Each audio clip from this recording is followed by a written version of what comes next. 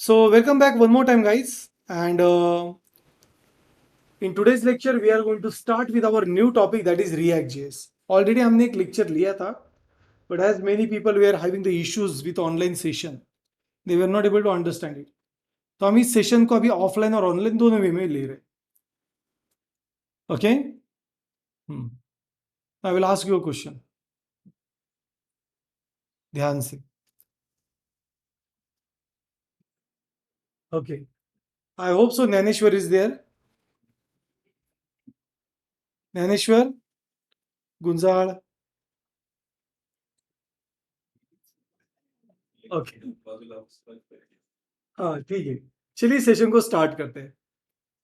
सो आज का जो सेशन है वो बहुत इंपॉर्टेंट है बिकॉज आज हम रिएक्ट के बारे में लर्न करेंगे. सो बेसिकली रिएक्ट क्या होता है उससे हम स्टार्ट करेंगे. ऑलरेडी सबके सिस्टम में नोड जेएस इंस्टॉल है. ओके नहीं ओके जिनके सिस्टम में नोड जेएस इंस्टॉल नहीं है तो सबसे पहले वो नोड जेएस को इंस्टॉल करें. So the way you can use the simplest way is just open the official website of Node.js. So over the Google, you will just say Node.js.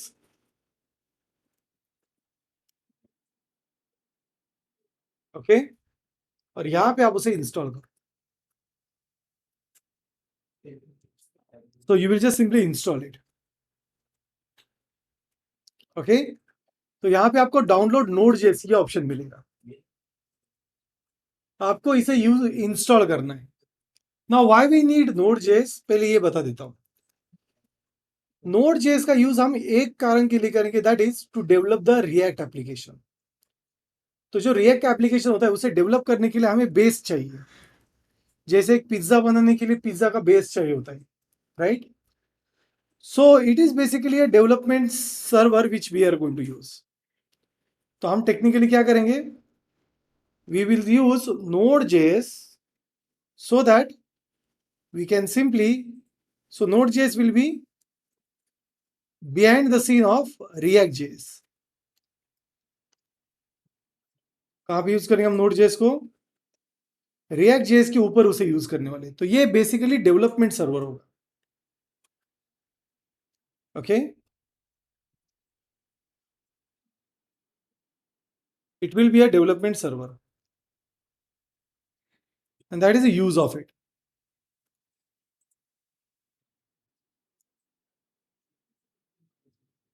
So those who don't have a Node.js in their system, I will request to install it. Okay. जैसे आप Node.js को install करोगे, like a simple software, उसका setup download करना है और आप directly उसे इंस्टॉल कर सकते हो. नाउ द थिंग इज, जैसे आप उसे इंस्टॉल करोगे, you can check it on the command prompt by using the command node-v. तो करंटली कौन सा वर्जन में यूज कर रहा हूं? 21. आपका जो वर्जन होगा वो 20.17.0 होगा अगर आप आज इंस्टॉल करते हो.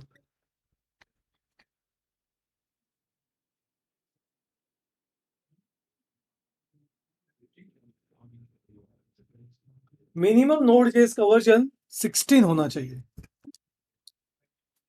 ओके, अगर 15 वर्जन है, I don't think so it is there. तो आप उसे अनइंस्टॉल करके लेटेस्ट एलटीएस मतलब क्या है? हाँ yes,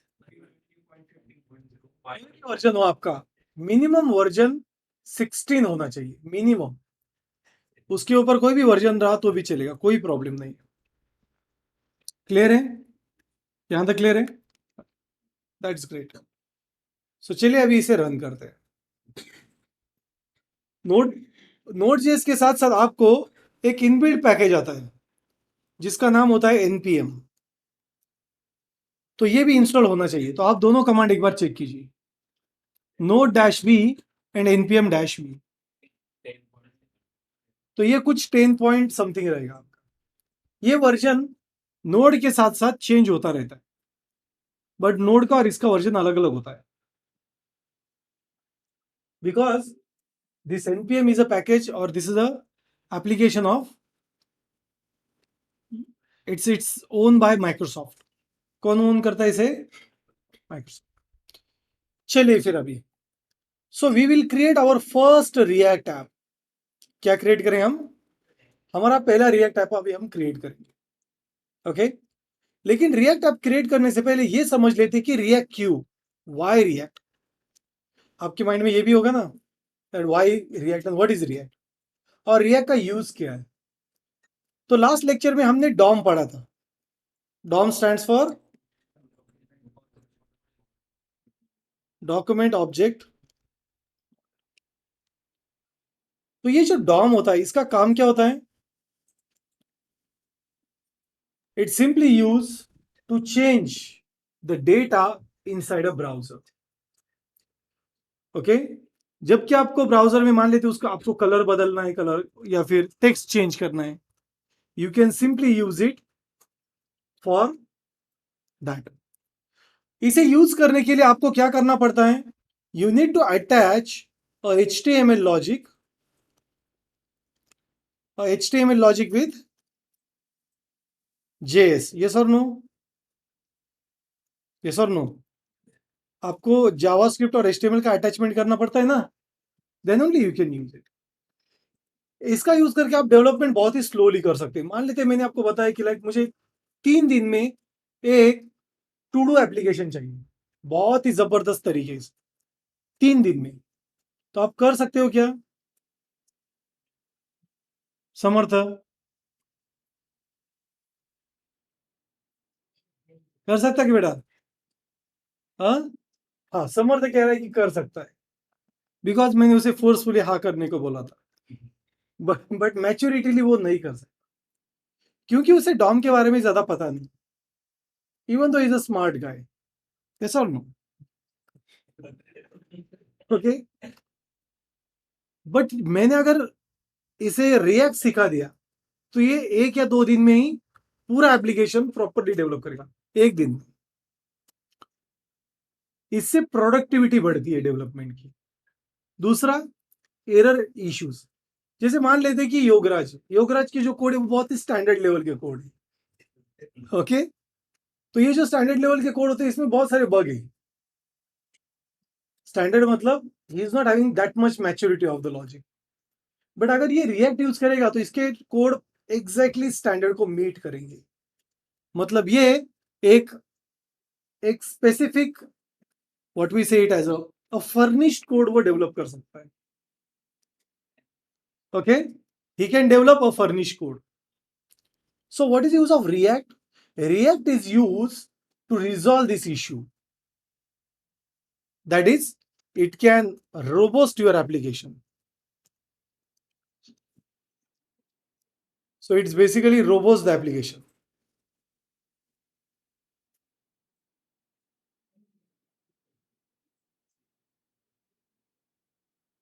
Just a minute. Or in this other way, we can just say we can develop we can develop app in more speed.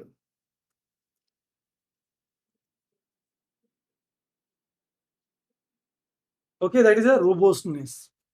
Second is we can meet a standard of code. एक code के standard को हम meet कर सकते हैं. So we can write a code in very standard manner. Okay.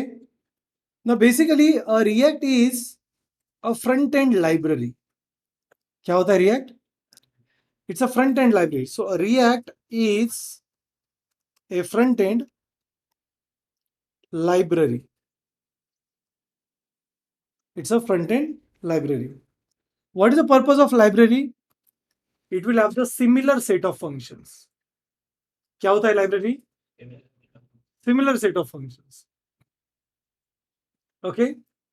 जैसे मान लेते हैं कि आपके पास पेन है. पेन का बेसिकली एक ही यूज है, टू राइट. इससे आप गाने सुन सकते हैं क्या? नहीं. ओके, बट अल्टीमेटली अभी जो डिजिटल वॉच आई है उससे आप एक से ज्यादा काम कर सकते हो. You can read the message, you can check the time, even you can pick your call, you can speak on the phone, right? तो ये बेसिकली फ्रेमवर्क है, मतलब एक से ज्यादा काम कर सकता है। बट अगर मैं पेन की बात करूँ, फिर simply pencil, it has only one work, that is to write. So a library is a set of similar functionalities. जैसे react is a user interface library.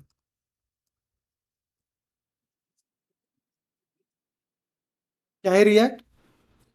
एक यूजर इंटरफेस लाइब्रेरी. क्या होता है यूजर इंटरफेस? जो user interact करता है जिसके साथ, जैसे बटन, या फिर इनपुट बॉक्स है, ड्रॉप डाउन लिस्ट है, इमेज है, स्लाइडर है, किसी के साथ भी जब वो कम्युनिकेशन करता है, वो क्या रहेगा basically? User interface. That is a basically use of user interface. Okay. Now why react is very popular? React क्यों पॉपुलर है? हम सीख रहे हैं इसलिए. देन वो आप फ्रेमवर्क का यूज तो करके और स्पीडली कर सकते हो.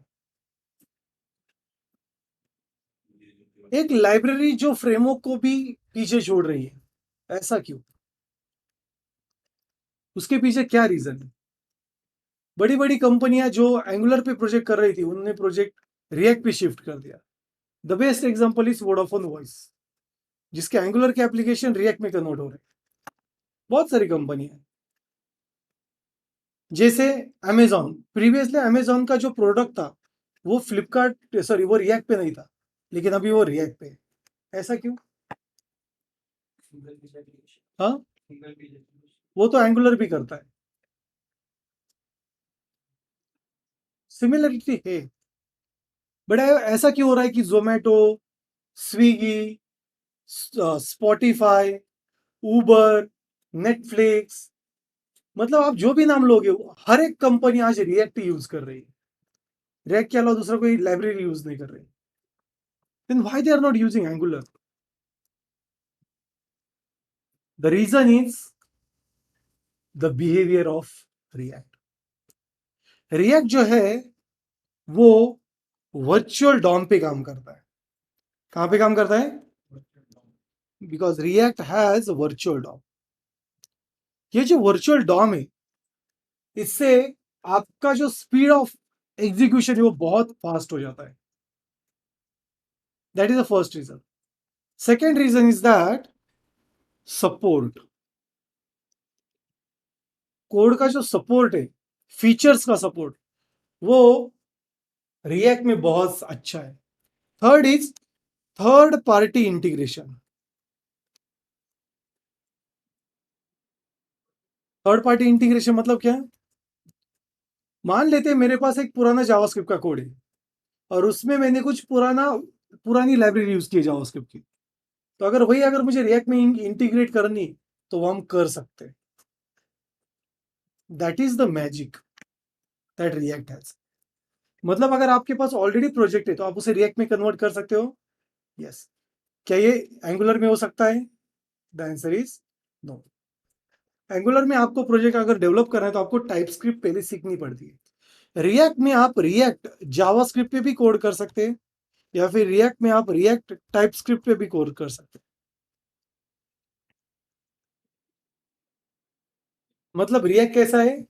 It's independent as per your choice. You can choose any one of them.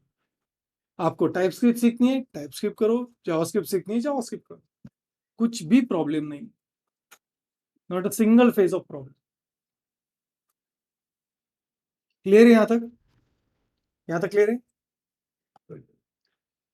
One more thing is that the React is very popular because in React you can develop the application with a function and with the class. तो यहां पे मैं कुछ ऐसे लिखूंगा, और देखिए जब और आता है इसका मतलब क्या है? बहुत ज्यादा अल्टरनेटिव्स है हमारे पास. We can develop the application in very smooth way with React. One more thing is learning curve. मैंने एक एग्जांपल दिया था आपको लास्ट लेक्चर में. मान लेते अगर मैंने ओमकार को कहा कि 1 to 100 तक लर्न करो, और फिर मैंने ओमकार को कहा कि 1 to 10 तक लर्न करो, तो कौन सा सिंपल रहेगा उसके लिए?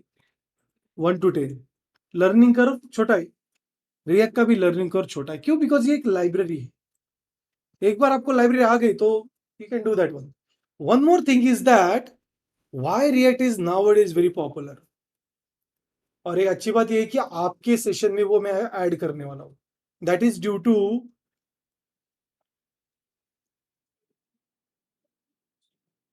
Automation testing. अब ये रिएक्ट में पॉसिबल है। We have a library called as a Cypress, जो हम लर्न करेंगे। ऑटोमेशन टेस्टिंग अगर आपको आ गई तो बहुत सारी चीजें आती है आपको। So we are going to learn Cypress. Okay, हमारे पास साइप्रेस नाम की एक फ्रेमवर्क जो बेसिकली ऑटोमेशन टेस्टिंग का फ्रेमवर्क।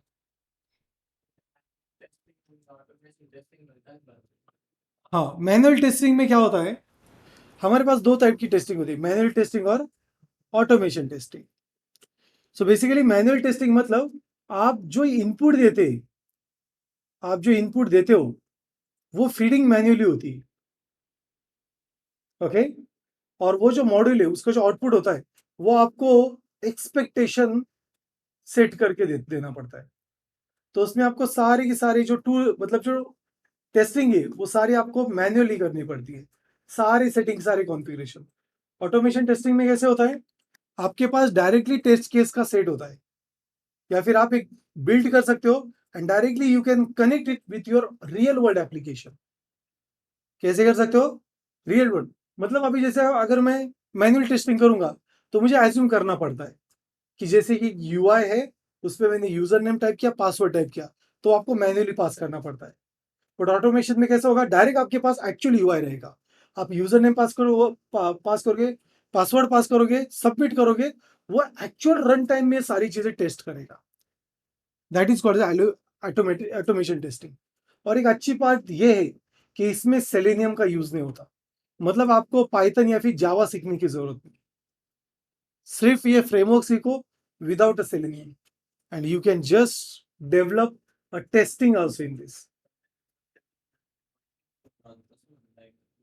नहीं, वो इमुलेटर है, वो कंसेप्ट अलग है। That is a concept, that is a different concept. Emulator अभी हम भी यूज करते हैं। So like when we have created that responsive logic, हमने इमुलेटर यूज किए थे ना। तो ये इमुलेटर अलग चीज होती है। इमुलेटर मतलब कैसे कि एक सेट ऑफ डिवाइस जब आती है तब इमुलेटर आते हैं, ये डिवाइस नहीं है। ओके, बहुत ही सिंपल है। मान लेते हैं कि मुझे मैनुअल टेस्टिंग करनी है, तो चलिए एक मैनुअल टेस्ट केस क्रिएट करते हैं। जैसे ओमकार एक ऑब्जेक्ट है और मैं बोल रहा हूं कि ओमकार ने एक लड्डू खाया, तो वो कैसा रहेगा? मीठा रहेगा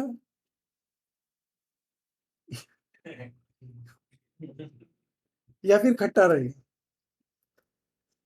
तो ये मैनुअल टेस्टिंग हुई। उसने लड्डू खाया क्या? नहीं। अभी मुझे ऑटोमेशन टेस्टिंग करी, तो मैं क्या करूंगा, डायरेक्ट ओमकार को लड्डू दे दूंगा, खा बेटा। तो वो लड्डू खाएगा और अभी वो बताएगा कि आउटपुट क्या है। एजम्पशंस जो होती है वो मैनुअल टेस्टिंग में होती है, टेस्ट केसेस मैन्युअली जनरेट होती है, डेटा ऑफ फीडिंग मैन्युअली होती है। ये अभी आपको समझने की जरूरत नहीं है। Okay, we will discuss it afterwards.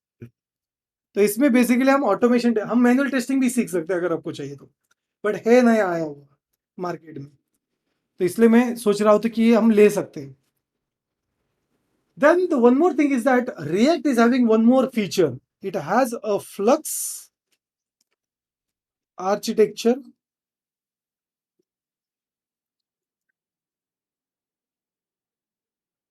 So we basically has a Flux architecture, and we also have a React Redux architecture.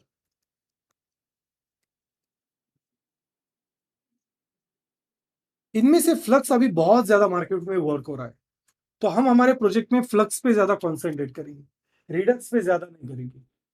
मतलब करेंगे बट उतना नहीं जितना फ्लक्स पे रहेगा, क्योंकि फ्लक्स अभी बहुत ज्यादा यूज होता है, बहुत मतलब बहुत ज्यादा। ओके, क्लियर है सबको? हरीश, तो ये फीचर्स है, समझ में आ रहा है फीचर्स? पटेल?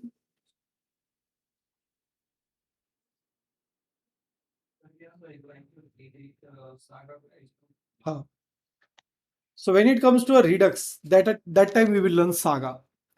तो हमारे पास दो एपीआई के लाइब्रेरीज है जो हम Redux के साथ इंटीग्रेट करते हैं. One is called as a thunk and one is called as a saga. तो जब ये Redux आएगा तब हम उसे देखेंगे. अभी उसका कोई यूज नहीं है. मैं वो भी सिखाऊंगा बट वो बहुत कॉम्प्लेक्स है. ओके. तो उसके आपको एटलीस्ट 4-5 दिन प्रैक्टिस करनी पड़ती है तब वो सागा आता है. वैसे आएगा नहीं वो. So these are the features. यहां तक किसी के पास कोई क्वेश्चन, कोई query? Online offline member? No sir. Okay. Yes other? Dnyaneshwar Gunjal?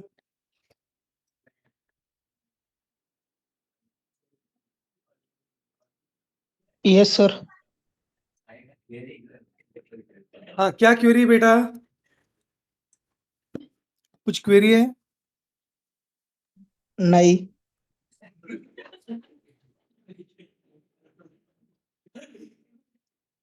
Okay ठीक है, कोई प्रॉब्लम नहीं, देखेंगे वो.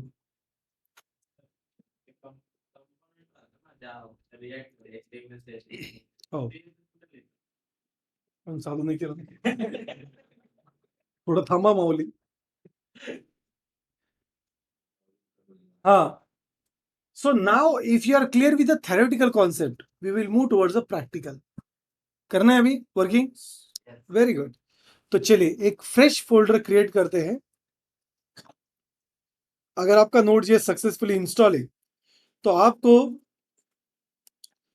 सिंपली आपके डायरेक्टरी में आना है, cmd टाइप करना है and your project will be get open in that folder itself. कैसे करना है? सबसे पहले आपको आपके प्रोजेक्ट के फोल्डर में आना है. जैसे मेरे प्रोजेक्ट का फोल्डर क्या है? React.js. उस पर इस डायरेक्टरी पाथ पे क्लिक कर देना है और फिर आपको टाइप करना है cmd एंड हिट एंटर. जैसे आप एंटर हिट करोगे you can write a command now. The command is npx create react app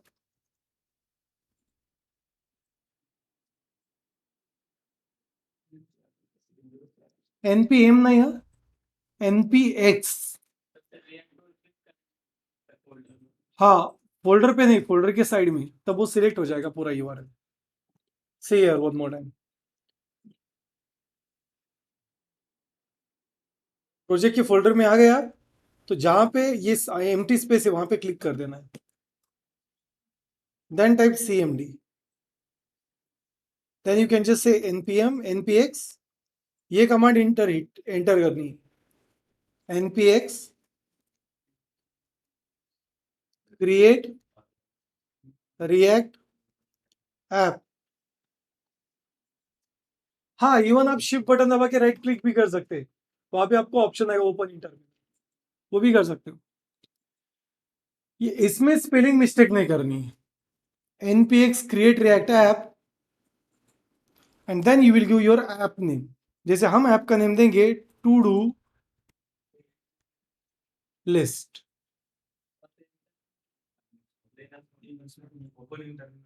open in terminal. Right click करना फोल्डर के अंदर और ओपन इन टर्मिनल करना.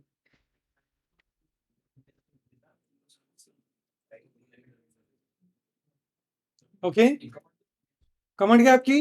npx space create React app, बीच में डैश वगैरह सब सेम होने चाहिए. And after that you will just type to do dash list.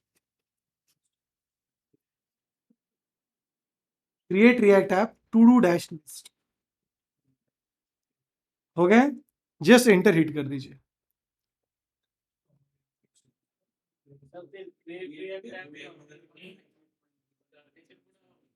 Project name. हाँ, so it will just ask you okay to process. Yes करना है. अभी जिसको एरर आ रहा है वो मुझे बता सकते.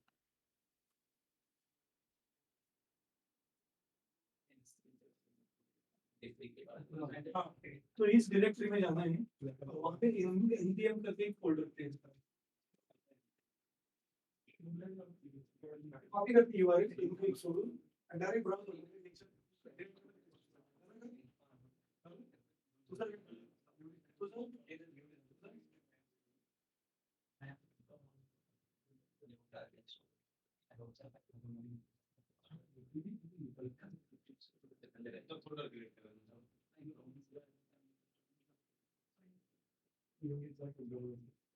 जब नोड आई तब चेक की लगा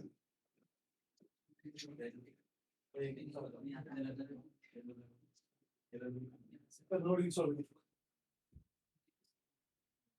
गूगलवर जा, गूगलवर जा, गूगल ज्यांचा लिनक्स आहे ना त्यांनी काय करायचं, गूगलवर जायचं आणि तिथे टाईप करायचं इन्स्टॉल नोड ऑन तुमचं लिनक्सचं वर्जन आणि पुढे डिजिटल वर्जन टाकायचं, बरोबर एक डॉक्युमेंट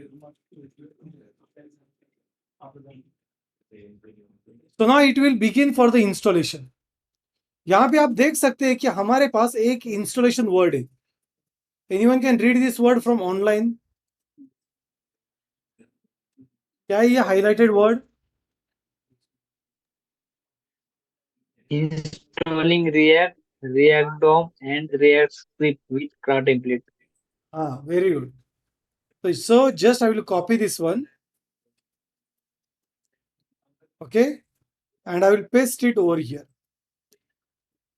So ये आपको एक वर्ड आएगा, इसको मैं थोड़ा हाईलाइट कर देता हूँ रेड कलर से। क्या कह रहा है ये? Installing React, React DOM and React script with CRA template. CRA मतलब क्या? अभी आपने कौन सी कमांड यूज की?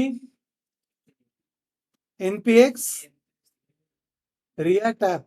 तो ये क्रा मतलब क्रिएट का सी, रिएक्ट का आर और ऐप का ई, क्रा टेम्पलेट। तो ये जो क्रा टेम्पलेट है, आपने जो वो कमांड टाइप की वो एक क्रा टेम्पलेट है। तो ये क्या क्या इंस्टॉल कर रहा है? रिएक्ट, रिएक्ट डॉम और रिएक्ट स्क्रिप्ट। तो ये जो रिएक्ट डॉम है इसे ही हम वर्चुअल डॉम कहते हैं। क्या कहते हैं? Virtual DOM. तो वर्चुअल डॉम मतलब क्या? एक ऐसा डॉम जो रियल डॉम के पीछे काम करता है, पर्दे के पीछे। आपने वो राजस्थानी खेल देखा है? हाँ, कठपुतली।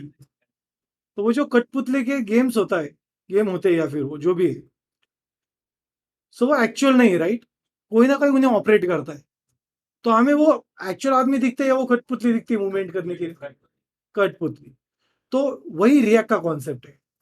रिएक्ट के पीछे वर्चुअल डॉम होगा जो सबसे बड़ा रहेगा, उसके अंदर सारे पावर रहेंगे, और जो कठपुतली है वो हमारा रियल डॉम होगा। जैसे वर्चुअल डॉम चेंज करेगा, चेंज हो जाएगा, या फिर वर्चुअल डॉम के अंदर वो एबिलिटी है कि वो रियल डॉम को चेंज कर सकता है। ओके, इसका एक एडवांटेज ये है कि आपको ज्यादा एलिमेंट पे कॉन्सेंट्रेट नहीं करना है। तो रिएक्ट में आपको ज्यादा किस पे कॉन्सेंट्रेट करना है? डेटा पे। किस पे कॉन्सेंट्रेट करना है? डेटा पे। ओके, जैसे अभी आपका एकेडमिक्स चल रहा है, तो आपको किस पे ज्यादा कॉन्सेंट्रेट करना है? एकेडमिक्स पे, बाकी चीजों पे नहीं। यस और नो? एकेडमिक्स में आपको ज्यादा कॉन्सेंट्रेट करना है, क्योंकि एक बार आपका एकेडमिक्स खत्म हो गया, फिर आपको जो चाहिए उतने झगड़े कर सकते हैं आप, जो चाहिए वो कर सकते हैं, right? Like you can go for movies, you can watch games, there is no problem. But जब तक आपका एकेडमिक्स है, आपको स्ट्रिक्टली एकेडमिक्स पे रहना है। तो यहाँ पे भी वही है। जब आप वर्चुअल डॉम पे काम करते हो तो आपको एलिमेंट के बारे में ज्यादा टेंशन लेने की जरूरत नहीं कि वो एलिमेंट कैसा ऑपरेट हो करेगा या फिर उसमें डेटा कैसे चेंज होगा। ये सारी चीजें रिएक्ट कर लेता है। ओके, आपको सिर्फ एक ही काम करना है, डेटा पे ध्यान देना है। Is that clear? तो रिएक्ट के अंदर सबसे इंपॉर्टेंट क्या है हमारे लिए? डेटा। जैसे ही डेटा चेंज हो जाएगा, रिएक्ट का बिहेवियर चेंज हो जाता है। क्लियर है यहां तक? हरीश, रितेश, यस, समर्थ बेटा क्लियर है? Online members, Dnyaneshwar, Yes, sir. Yes, sir. Good, okay, so let's move forward. So चलिए अभी आगे के कुछ टॉपिक पे जरा कॉन्सेंट्रेट करते हैं। सो एक बार आपने रिएक्ट को इंस्टॉल कर दिया, you will get a very at the end you will get a message called as a happy hacking. हमने कुछ हैकिंग वगैरह की नहीं है, because this course is not of ethical hacking, okay? ये रिएक्ट का कोर्स है। तो यहाँ पे हैप्पी हैकिंग मतलब आपने सक्सेसफुली कोड को डाउनलोड कर लिया। तो इसके ऊपर दो वर्ड या फिर दो कमांड दी है। पहली कमांड क्या है? सीडी मतलब क्या? Change directory, not current directory. Change directory to do list. और फिर उसके बाद दूसरी कमांड क्या है? npm start। ये जो npm start कमांड है, इसका यूज क्या है? It is basically use to start your react application. तो हर बार रिएक्ट एप्लीकेशन स्टार्ट कर रहे हैं तो क्या कमांड रहेगी हमारी? Very good. तो यहां पे हम लिखेंगे to start the react app,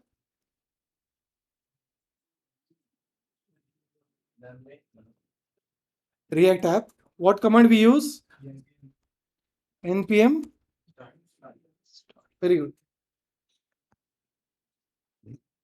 we will use npm start. हाँ, it will take a time, आपके सिस्टम के ऊपर है। अगर आप लिनक्स यूज करें तो फास्ट हो सकता है वो।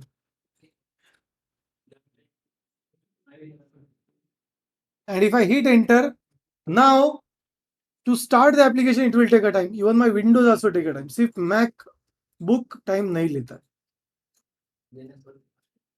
लिनक्स पे हो सकता है फास्ट हो जाए। हाँ, npm स्टार्ट के बाद एंटर हिट करना है।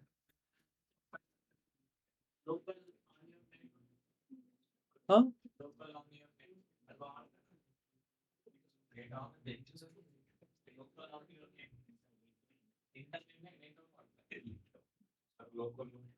हाँ हो गया ना? ये यूआरएल कॉपी करो, डायरेक्टली ब्राउजर में ओपन कॉपी करो। हो गया सर? हाँ, वो ऑटोमेटिक हो जाता है, आपको ब्राउजर स्टार्ट करने की जरूरत नहीं। जो भी आपका डिफॉल्ट ब्राउजर रहेगा उसमें स्टार्ट हो जाएगा। मेरी सिस्टम बहुत टाइम लेती है, okay? So we need to wait for some minute.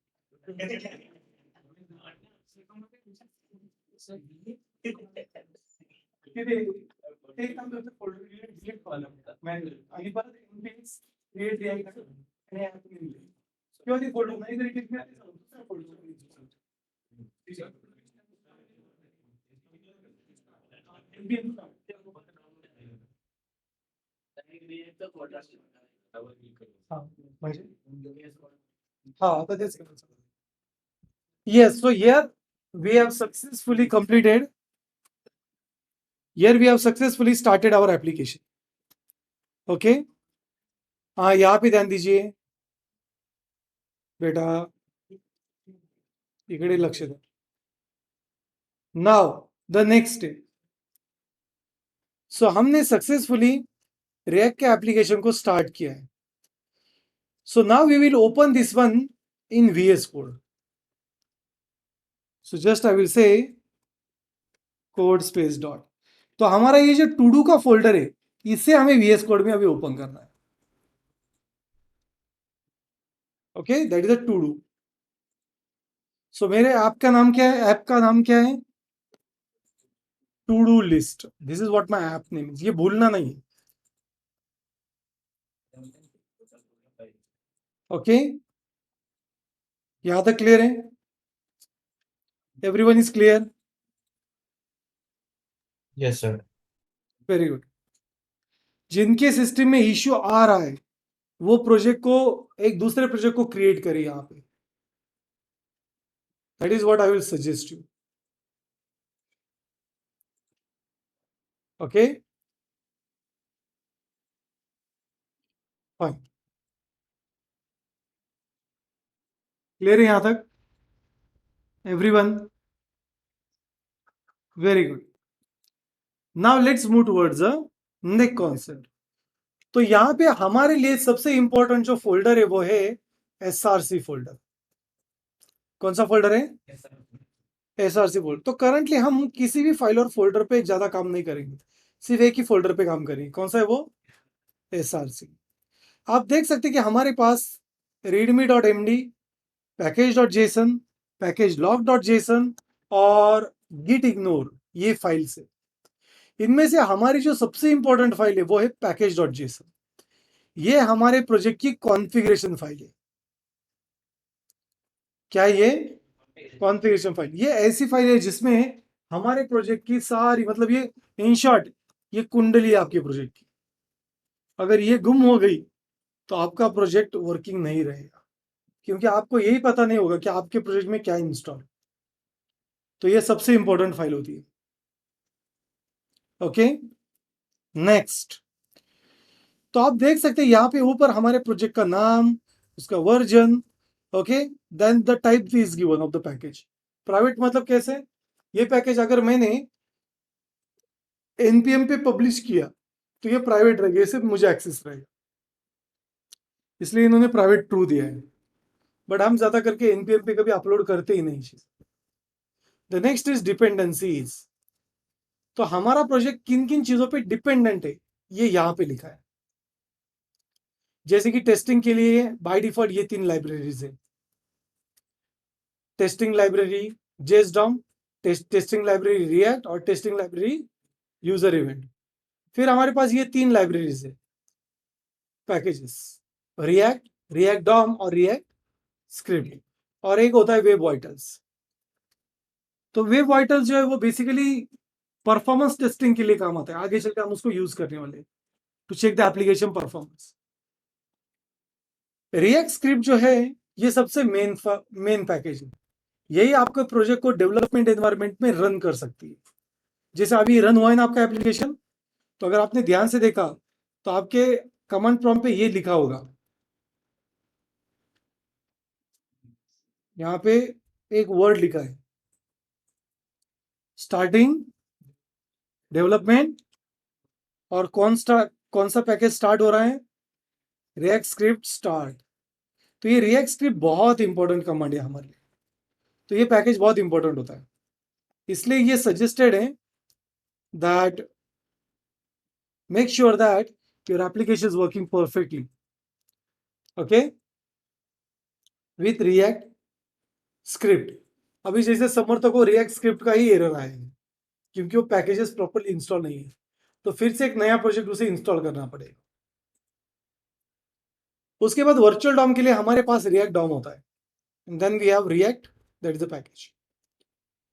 उसके बाद यहाँ पे नीचे स्क्रिप्ट करके ऑप्शन है, इनमें से पहले 3 हमारे लिए इंपॉर्टेंट है। अगर मुझे प्रोजेक्ट को स्टार्ट करना है तो मैं कौन सी कमांड यूज करूंगा? npm start।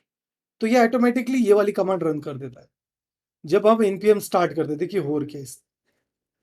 The next is npm build। तो आपको इसे रन करना होता है, तो इसके लिए आपको कुछ ऐसे लिखना पड़ता है, npm run build। ये क्या करता है? आपका जो डेवलपमेंट का कोड है उसे प्रोडक्शन में कन्वर्ट करता है। मतलब एक बार आपका प्रोजेक्ट डेवलप हो गया तो आपको एंड में क्या करना पड़ेगा?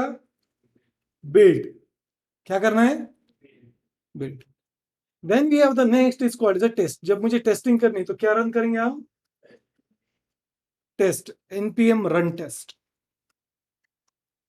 ओके.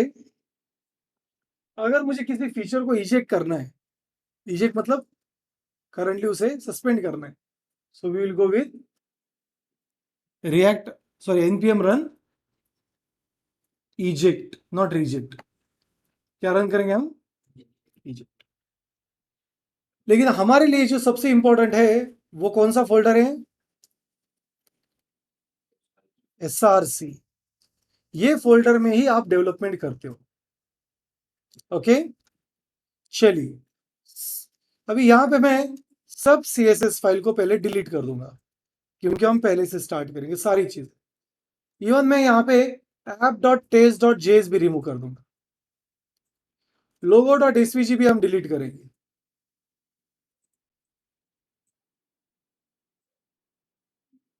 अभी कितने फाइल्स है हमारे पास? 3. एक setup.js है, इसमें भी एक इंपोर्ट है सिर्फ, वो भी अगर मैंने डिलीट कर दिया तो भी कोई प्रॉब्लम नहीं.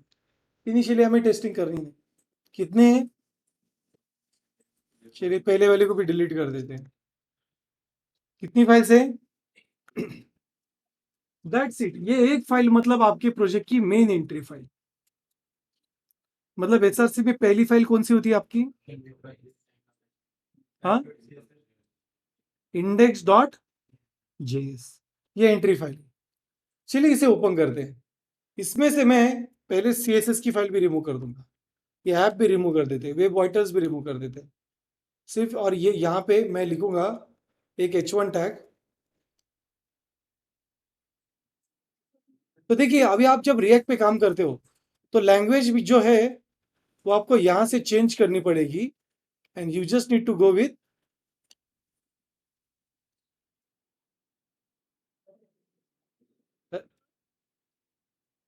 React JavaScript. क्या चूज करना है आपको? React JavaScript. तो यहाँ पे जो आपने ऐप वर्ड लिखा है, ऊपर वाली मैंने सिर्फ 2 इंपोर्ट रखी.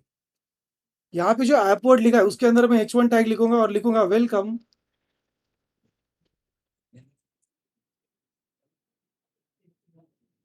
Welcome to react. And the good thing is that if I refresh the page, नहीं जेएस भी यूज किया तो भी चले. नहीं नहीं, जावास्क्रिप्ट रिएक्ट, जेएसएक्स नहीं, रिएक्ट रिएक्ट. जावास्क्रिप्ट रिएक्ट से क्या दिखा रहा है वो? फिर जेएसएक्स दिखा रहा है, जावास्क्रिप्ट जेएसएक्स. हाँ तो वो चूज कीजिए. हाँ चलिए. तो सी मैंने index.html में क्या लिखा, index.js में क्या लिखा? Welcome to react. And you will see it works. Work हो रहा है? यस और नो? बट हम डायरेक्टली ऐसा कोड लिखते नहीं है. क्यों? बिकॉज हमारा रिएक्ट एप्लीकेशन बहुत बड़ा होने वाला है आगे चल. तो यहाँ पे लाइन नंबर 7 पे मैं HTML का कोड नहीं लिखूंगा.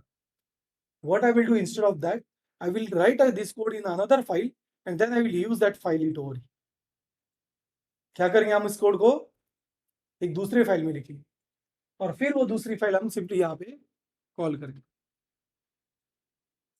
तो अगर मुझे कोई भी HTML का कोड लिखना है, क्या करना है हमें? HTML का कोड लिखना है तो वो हम कंपोनेंट के अंदर लिखते हैं. कहां पे लिखते हैं? कंपोनेंट के अंदर.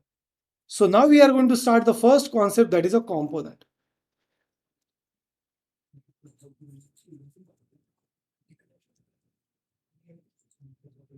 क्या होता है component?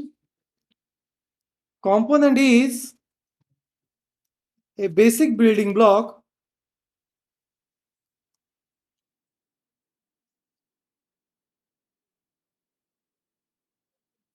for React. क्या है component? It's a basic building block for React. मतलब अगर आपको React में कुछ भी क्रिएट करना है तो किस में करना पड़ेगा हमें? Component. In component We can write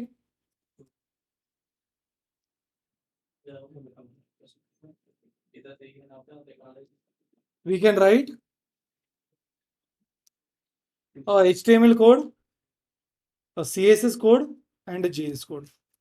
मतलब कंपोनेंट के अंदर हम क्या लिखेंगे? HTML, CSS और JavaScript. Okay, they are reusable in nature.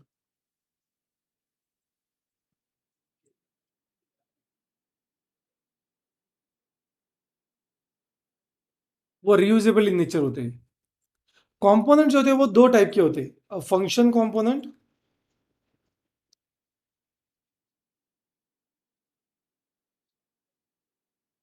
Functional component and a class component. कितने होते हैं? फंक्शनल कंपोनेंट है ना, यहाँ तक क्लियर सबको? Yes, so we will take a break for 5 minutes and then we will resume back the session. नहीं, terminal close नहीं करना है. Okay, so now we will move towards our next topic and that is going to be how we can create like a component. जैसे हमने break से पहले देखा था that a component is a basic building block of react application. कोई भी application आपको create करना है तो आपको कंपोनेंट की जरूरत पड़ती ही. ओके, कंपोनेंट को आप कुछ ऐसे एज्यूम कर सकते हैं जैसे कि आपने वो गेम देखा क्या कि पजल गेम होता है, एक बॉक्स होता है और उसमें आपको बॉक्स लगा के ऑब्जेक्ट क्रिएट करना पड़ता है. देखा कभी? Yes, so that puzzle game is like a component. जब सारे के सारे पजल के बॉक्स से सेट हो जाते तो हमें एक ऑब्जेक्ट दिखाई देता है. Okay, in the same way we will have a component with us. तो चलिए कंपोनेंट को यूज करते हैं, क्रिएट करते हैं. तो यहाँ पे मैंने src फोल्डर में index.js को छोड़ के सारा कंटेंट डिलीट कर दिया है. अगर आप ऐसा करोगे तो आपको एरर आएगी. क्यों? बिकॉज इसके साथ जब आप सारी फाइल डिलीट करते हो तो आपको एक चीज याद रखनी है, आपको कुछ फाइल्स यहां से भी डिलीट करनी है. जैसे लाइन नंबर 3, 4 और 5. ओके, उसके बाद लाइन नंबर 8, मतलब लाइन नंबर 10. देखिए मैं कमिट कर रहा हूं यहाँ पे ये 3 लाइंस, ये 3 लाइंस, फिर ये एक लाइन और यहाँ पे नीचे वाला जो 14, 15, 16 है, 17 ये भी डिलीट कर देते. तो यहाँ पे मैं वो सारी फाइल डिलीट कर रहा हूँ. And now you can remove all the files, you can just keep index.js. तो चलिए हम हमारा पहला कंपोनेंट क्रिएट करते हैं जिसका नाम है ऐप. अभी कंपोनेंट का एक फीचर होता है, उसके फाइल का नाम हमेशा कैपिटल लेटर से स्टार्ट होना चाहिए. कैसे चाहिए? Capital letter. कंपोनेंट को जब आपको लिखना है तो आपको कंपोनेंट लिखने के लिए स्पेसिफिकली 3 एरियाज होते हैं, मतलब कंपोनेंट 3 पार्ट में डिस्ट्रीब्यूट होता है.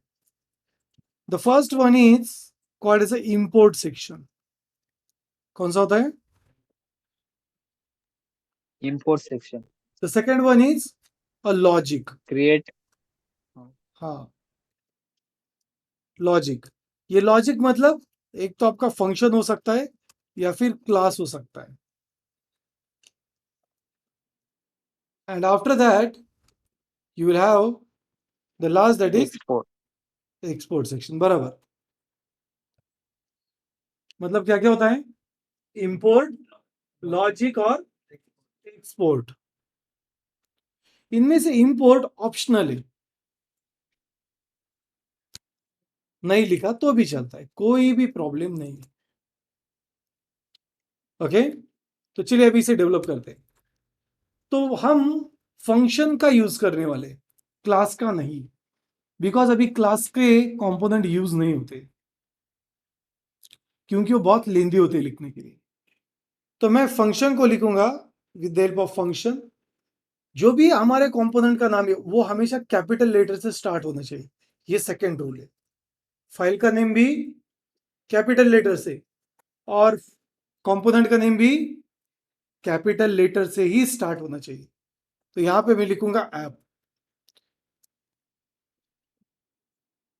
हर कंपोनेंट के अंदर एक रिटर्न कीवर्ड होता है जिसके अंदर हम HTML का कोड लिख सकते हैं। ये हो गया आपका लॉजिक।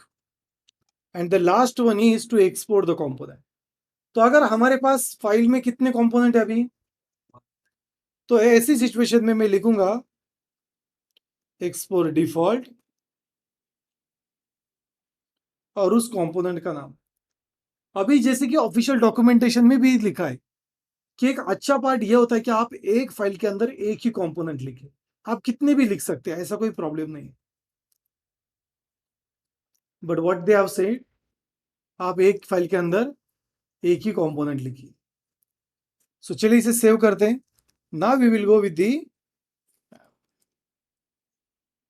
तो यहां पे देखिए कंपोनेंट को कॉल करना है तो ऊपर इंपोर्ट टाइप करने की जरूरत नहीं, जस्ट आपको एंगल ब्रैकेट देना है। उसे रन कैसे करते हैं हम, ये फंक्शन है लेकिन उसे हम फंक्शन जैसा रन नहीं करते। कैसे करते हैं, एंगल ब्रैकेट और फिर उस कंपोनेंट का नाम। क्या है हमारे कंपोनेंट का नाम, देखिए कौन से फाइल में है, जस्ट एंटर हिट करना है, ऑटोमेटिकली वो इंपोर्ट हो जाएगा।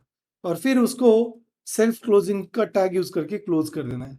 You will see still our logic works.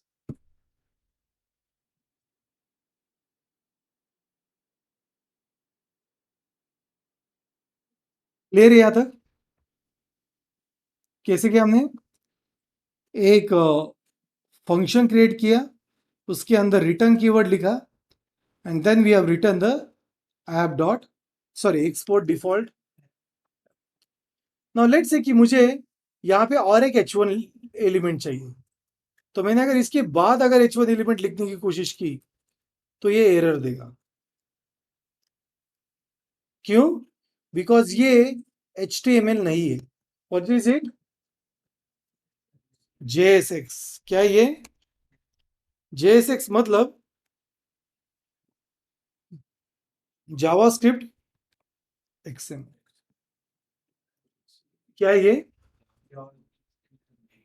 JavaScript XML।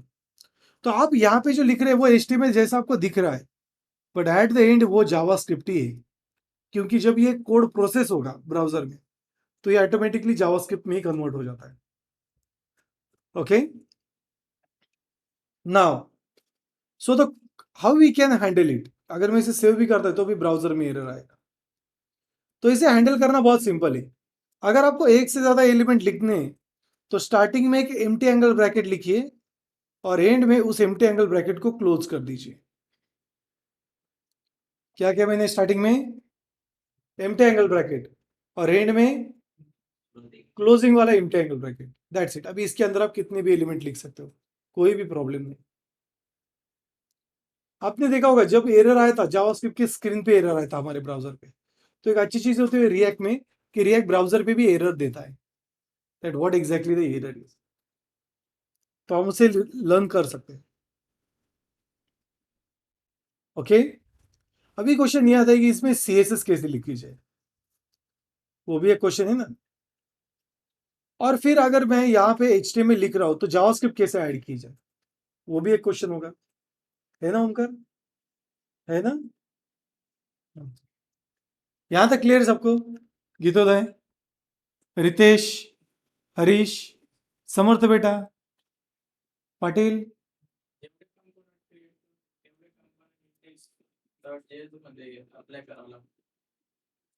नहीं। हम एक ही कंपोनेंट index.js में लिखते हैं, कौन सा है वो, ऐप। बाकी ऐप के अंदर सारे कंपोनेंट होते हैं। App is a function which we are using on line number 8। ये ऐप यहाँ पे जो है डबल कोट में ये फाइल का नाम, और जो यहाँ पे लिखा इनपुट के बाद ये वाला फंक्शन। चलिए और एक कंपोनेंट क्रिएट करते हैं। तो मैं यहाँ पे लिखूंगा लाइक काउंटर डॉट जेएस। क्या है हमारे कंपोनेंट का नाम? चलिए इसको भी क्रिएट करते हैं. So I will write first a function with a name, और यहां पे मैं रिटर्न करूंगा और एम्प्टी एंगल ब्रैकेट में एक h1 tag, like I will just say counter. और एट द एंड हम उसे क्या कर सकते हैं?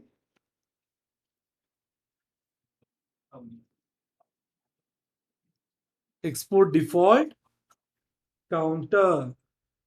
Very good. तो ये जो काउंटर है अभी कैसे लिखते हैं हम, चलिए इसे थोड़ा स्ट्रक्चरली समझ लेते हैं. तो देखिए लॉजिक कुछ ऐसा होता है. हमारे पास होती है एक इंडेक्स डॉट जेएस फाइल, फिर उसके बाद होती है हमारी ऐप डॉट जेएस. तो ये इसको ऐसे कनेक्टेड होती है क्योंकि इंपोर्ट एक्सपोर्ट होता है. अब इसके बाद जितने भी कंपोनेंट रहेंगे, जैसे ये C1 है, जैसे ये C2 है, जैसे ये C3 है,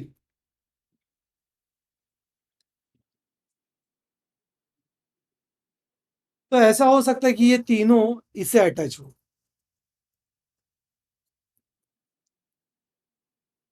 मतलब एक कंपोनेंट दूसरे कंपोनेंट को इंपोर्ट कर सकता है.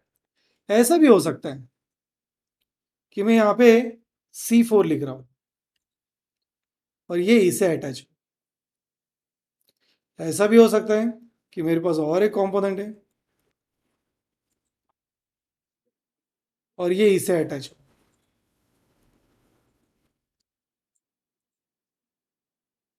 मतलब एक कंपोनेंट के अंदर दूसरा कंपोनेंट, दूसरे के अंदर तीसरा कंपोनेंट, कुछ भी कैसे भी हो सकता है.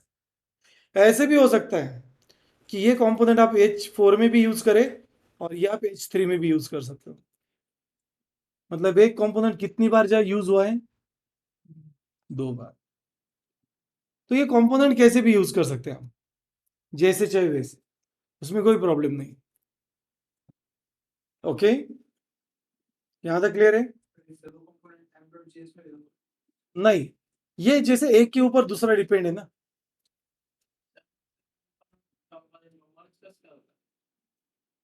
दिखाता हूं मैं.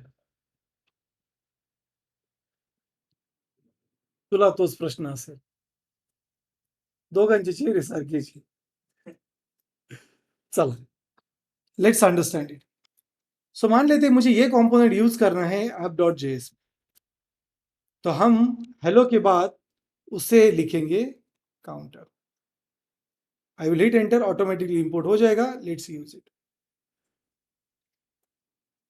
आ गया काउंटर. अभी अगर मैंने इसे एग्जामाइन किया तो हमारे पास एक रिएक्ट का डेवलपर्स टूल होता है. तो ब्राउजर में आपको क्या करना है? रिएक्ट डेव टूल इंस्टॉल करना है क्रोम में. ओके, गूगल पे सर्च करना है react dev tool extension for Chrome.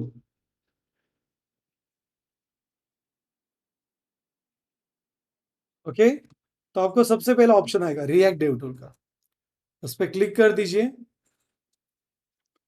आपको यहाँ पे वो मिल जाएगा. अभी मेरे इसमें ऑलरेडी है, तो आप वो ऐसे देख सकते हैं, रेड कलर में आएगा वो.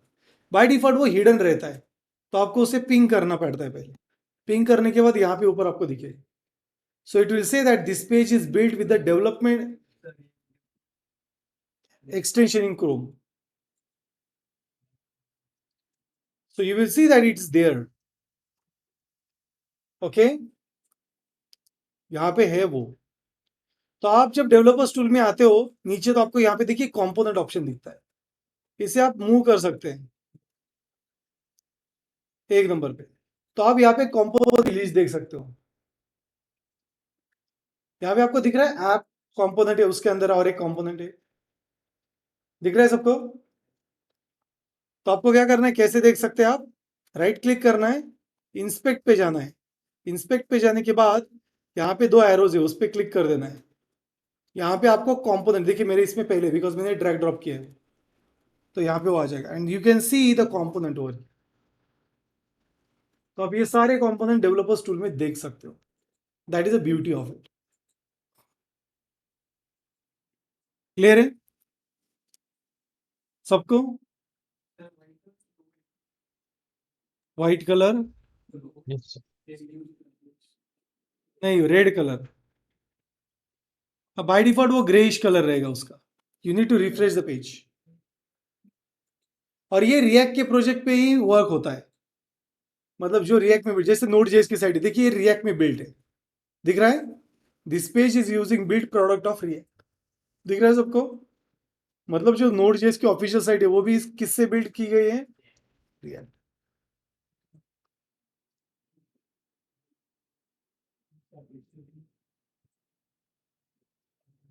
Everyone is clear? पटेल, यहां तक क्लियर सब? तो अभी एक मैजिक ये है कि components are reusable in nature, मैंने ऐसा कहा था आपको। तो देखिए कैसे अभी वो रीयूजेबल होते हैं। तो मैं एक कंपोनेंट जितने टाइम चाहिए उतने टाइम कॉपी पेस्ट कर सकता हूं, एंड यू विल सी उतने काउंटर मुझे यहां पे दिखाई देंगे। कितनी बार कॉपी पेस्ट किया है मैंने? 5 टाइम्स। तो अभी क्वेश्चन ये है कि मैंने 5 टाइम कॉपी पेस्ट किया, तो मुझे आउटपुट क्या आया?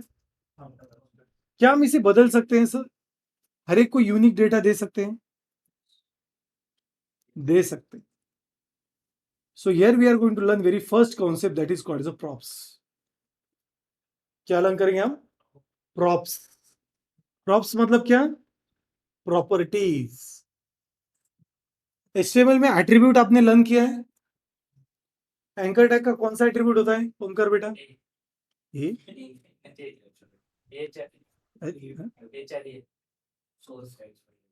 एचरेफ, एचआरईएफ नहीं,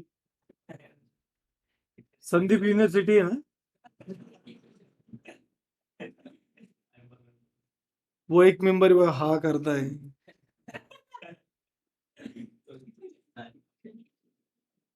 हाँ, एंकर टैग का कौन सा एट्रीब्यूट है? एचरेफ, एचआरईएफ नहीं, एचरेफ। दूसरा कौन सा है? Change target. अरे एंकर के एट्रीब्यूट पूछ रहा हूँ बेटा मैं। टारगेट। इमेज टैग के कौन से एट्रीब्यूट होते हैं? एसआरसी और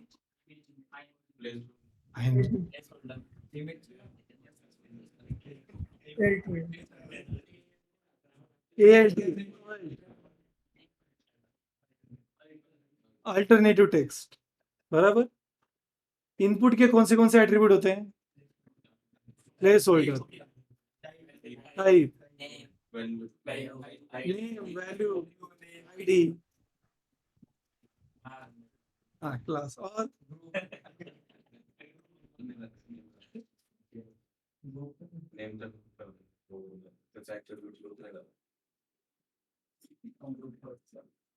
ठीक है। तो ये जो एट्रीब्यूट होते हैं जावास्क्रिप्ट में उन्हें प्रॉपर्टीज कहते हैं। क्या कहते हैं? तो ये प्रॉप्स जो होते हैं ये प्रॉपर्टी जैसे होते हैं। जैसे यहाँ पे मुझे टाइटल देना है, क्या देना है? टाइटल। तो देखिए मैंने अगर होर किया तो ये क्या है एक्चुअली? तो यही इसे प्रॉप्स कहते हैं। बट ये जो प्रॉपर्टी होती है ये एचटीएमएल की डिफॉल्ट होती है, हमें खुद की लिखनी है। तो प्रॉप्स आर टेक्निकली, उसकी डेफिनेशन क्या होती है प्रॉप्स की? Props are use to pass a data from parent to child. Props are use to pass a data from parent to child. कैसे डेटा पास करते हैं हम? पेरेंट से हम चाइल्ड को डेटा पास कर सकते हैं। ओके, तो चलिए प्रॉप्स पास करते हैं। दूसरी चीज, they are immutable in nature. इसका मतलब क्या है?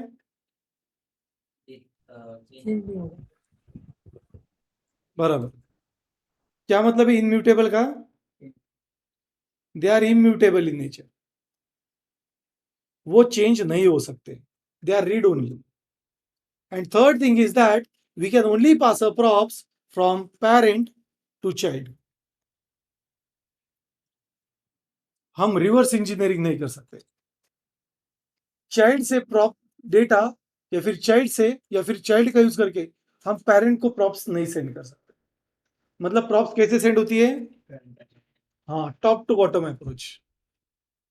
Okay, now let's understand. One more thing is that props are object. क्या होता है प्रॉप्स?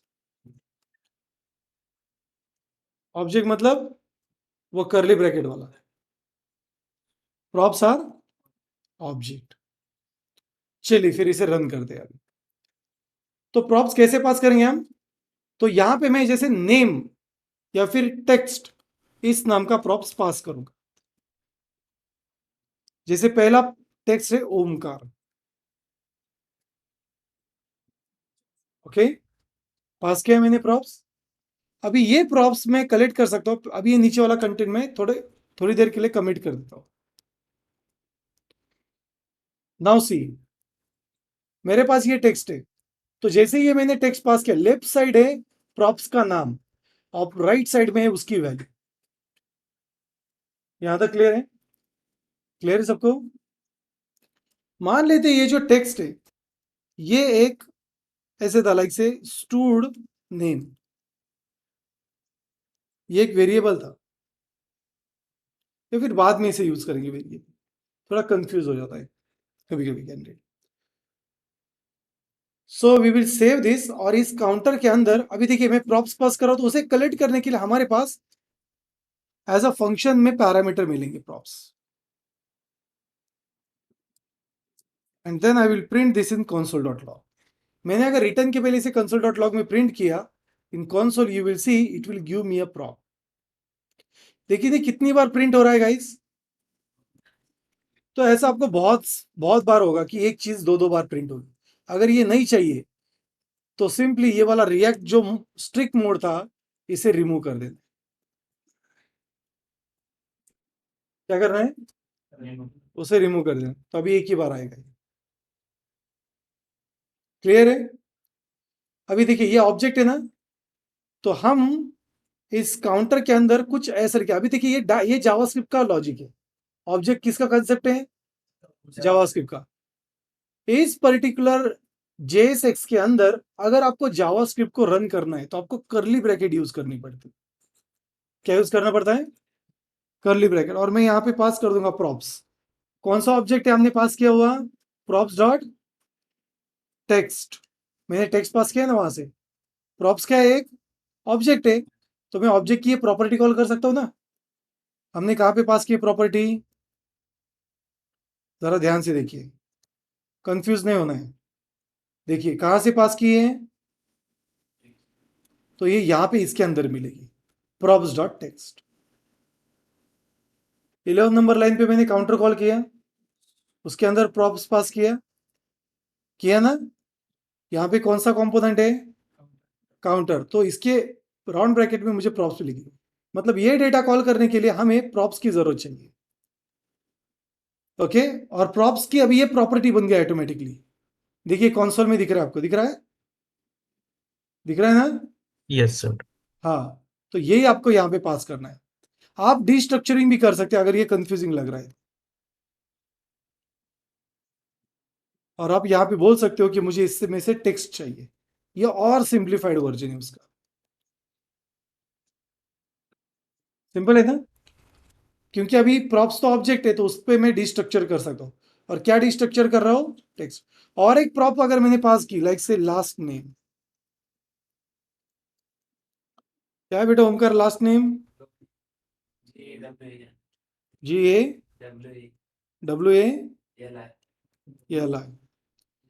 तो मान लेते हैं मुझे ये लास्ट नेम भी चाहिए तो मैं कॉमा दे के यहां पे लिखूंगा last name. Okay, and then I will just use a curly bracket. Here I will just say last name. And the good factor is that कि वो दोनों यहाँ पे प्रिंट हो जाए.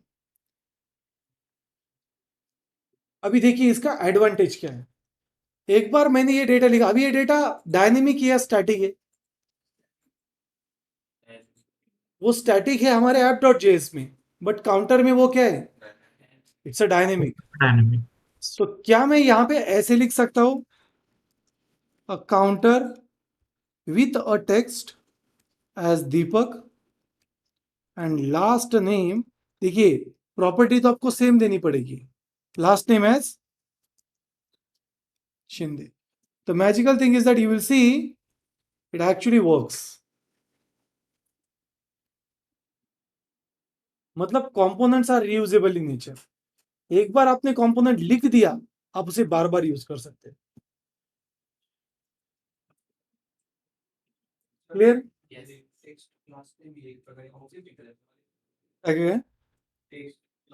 हाँ, yes. Text and last names are actually the properties.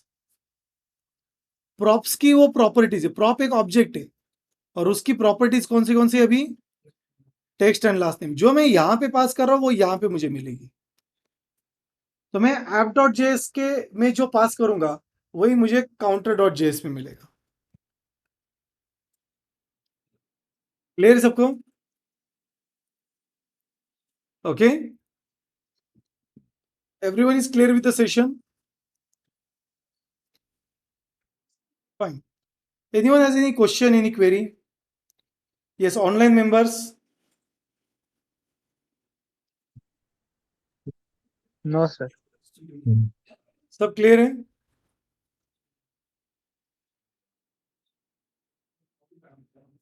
Yes, Kartik, Dnyaneshwar. Yes, sir. Okay. Yes, Ritesh, Shubham, Yogesh.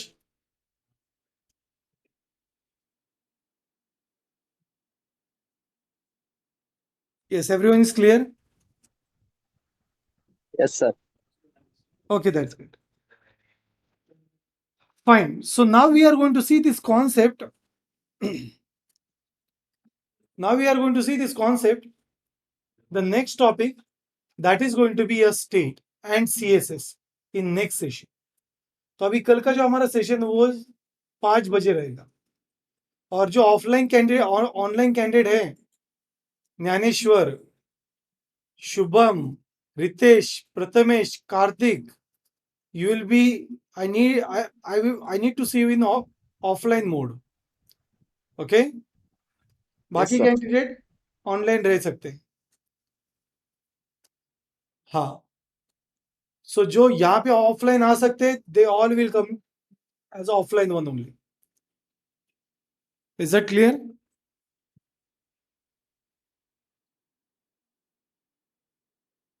Fine. So I will stop the recording.